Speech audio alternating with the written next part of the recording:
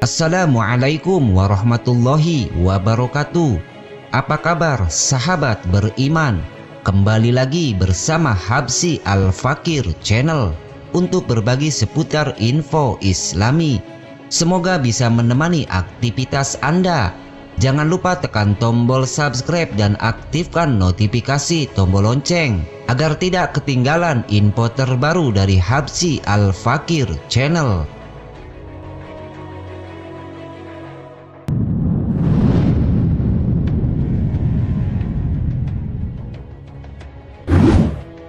Kisah sang bijak Luqman Al-Hakim, keledai dan cacian orang lain.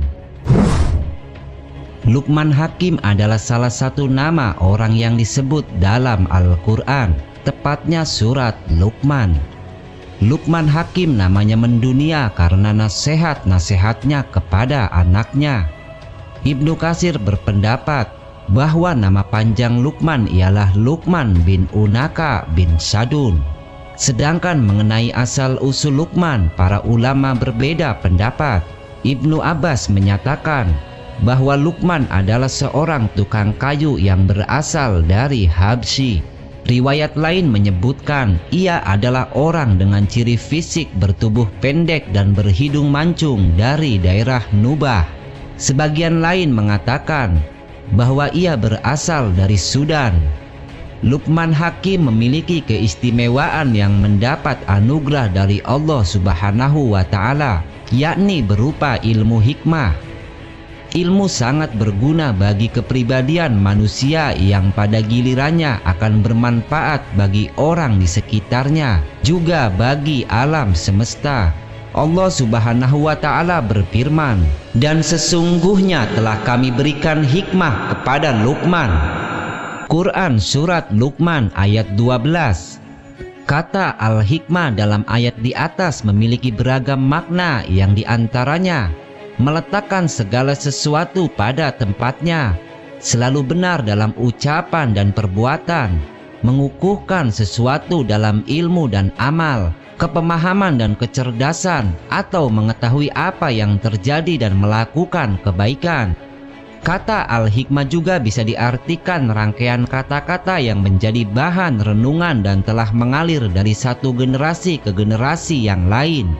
Untaian kata yang bisa membuat seseorang tidak lagi melulu cinta harta duniawi juga bisa disebut al-hikmah, atau kemampuan memahami hakikat sesuatu sesuai kemampuan yang optimal, atau untaian kata yang indah dan sempurna yang memuat dorongan melakukan sifat terpuji, ilmu dan perilaku yang mulia, atau segala sesuatu yang meningkatkan kualitas diri seseorang.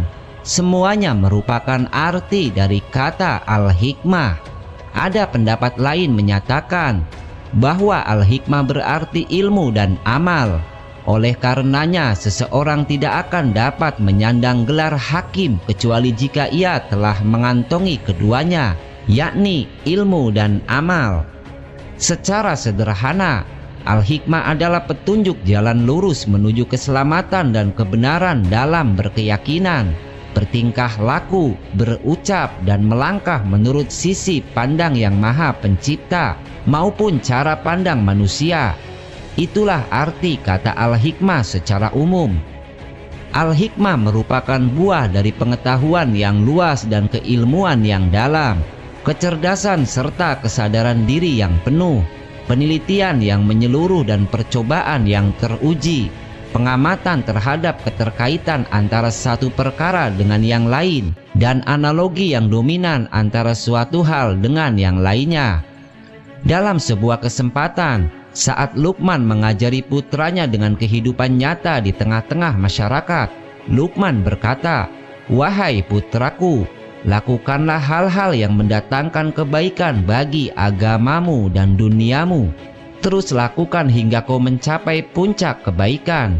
Jangan pedulikan omongan dan cacian orang, sebab takkan pernah ada jalan untuk membuat mereka semua lega dan terima. Takkan pula ada cara untuk menyatukan hati mereka. Wahai putraku, datangkan seekor keledai kepadaku, dan mari kita buktikan. Luqman bermaksud mengajak putranya jalan-jalan di tengah masyarakat untuk membuktikan bahwa membuat semua orang legawa itu sangatlah sulit, bahkan bisa dibilang sama sekali tidak mungkin terjadi. Apapun yang diperbuat oleh seseorang akan selalu ada yang mempersalahkan, selalu saja ada yang tidak setuju. Kemudian perjalanan mereka segera dimulai. Luqman menaiki keledai dan menyuruh putranya berjalan menuntun keledai. Sekelompok orang yang menangkap pemandangan yang menurut mereka aneh tersebut segera berkomentar mencaci. Anak kecil itu menuntun keledai, sedang orang tuanya duduk nyaman di atas keledai. Alangkah congkak dan sombongnya orang tua itu. Luqman pun berkata, "Putraku, coba dengar apa yang mereka katakan." Luqman lalu bergantian dengan putranya. Kini giliran Luqman yang menuntun keledai dan putranya naik di atasnya. Mereka melanjutkan perjalanan hingga bertemu sekelompok orang. Tak pelak, orang-orang pun segera angkat bicara setelah menangkap pemandangan yang tak nyaman di mata mereka. Lihatlah, anak kecil itu menaiki keledai, sementara orang tua itu malah berjalan kaki menuntunnya. Sungguh alangkah buruknya akhlak anak itu. Luqman kemudian berkata kepada putranya, "Anakku, dengarlah apa yang mereka katakan." Mereka berdua melanjutkan perjalanan. Kali ini keduanya menaiki keledai mungil itu. Mereka berdua terus berjalan hingga melewati sekelompok orang yang duduk di pinggir jalan. Lagi-lagi mereka unjuk gigi saat melihat Luqman dan putranya. Dua orang itu naik keledai berboncengan. Padahal mereka tidak sedang sakit, mereka mampu berjalan kaki. Ah, betapa mereka tak tahu kasihan pada hewan. Sindir seseorang yang melihat Luqman. Lihatlah apa yang mereka katakan, wahai putraku. Luqman kembali menasehati putranya. Tanpa menghiraukan caci maki orang-orang itu, Luqman dan putranya kembali melanjutkan perjalanan. Terakhir kali mereka berjalan kaki bersama sambil menuntun keledai. Subhanallah, lihat, dua orang itu menuntun keledai bersama, padahal keledai itu sehat dan kuat. Kenapa mereka tidak menaikinya saja? Ah, betapa bodohnya mereka. Dengarlah apa yang mereka katakan. Bukankah telah aku katakan padamu, lakukan apa yang bermanfaat bagimu dan jangan kau hiraukan orang lain. Aku harap kau bisa mengambil pelajaran dari perjalanan ini, kata Luqman mengakhiri perjalanan bersama putranya. Cerita kebijaksanaan Luqman di atas dapat dipetik hikmahnya, bahwa manusia haruslah menjadi orang yang kuat, sehingga memiliki pendirian yang teguh dan kokoh. Tidak goyah dengan terpaan angin, tak lapuk oleh hujan dan tak lekang oleh panas. Nasihat-nasihat Luqman sangat banyak sekali, baik yang didokumentasikan di dalam Al-Quran ataupun di kitab-kitab para ulama. Wallahu a'lam. Mungkin ini yang dapat kami sajikan dalam kesempatan kali ini. Semoga bermanfaat dan bisa diambil hikmahnya. Wassalamualaikum warahmatullahi wabarakatuh.